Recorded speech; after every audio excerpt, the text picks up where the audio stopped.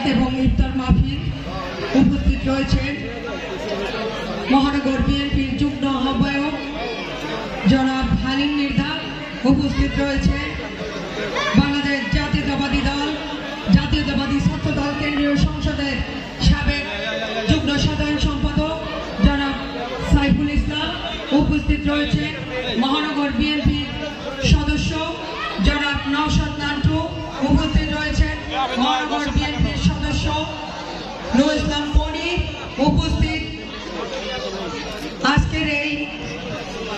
21, 22, 19, 28 এবং 29 ভারপ্রাপ্ত আহ্বায়ক জনাব মনোহর হোসেন চুন্নু, 22 নং ওয়ার্ডের শরীফ ফিরোজ, কাজী আরিফুজ্জামান বারুদ, 8 নং ওয়ার্ড বিএনপির আহ্বায়ক জনাব টিপু নেগাবান,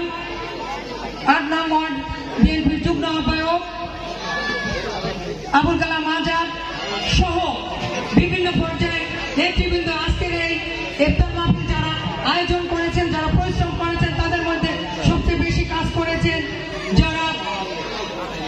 সুলতান শরীফ, মহানগর বিএনপির সদস্য, মহানগর 28 নং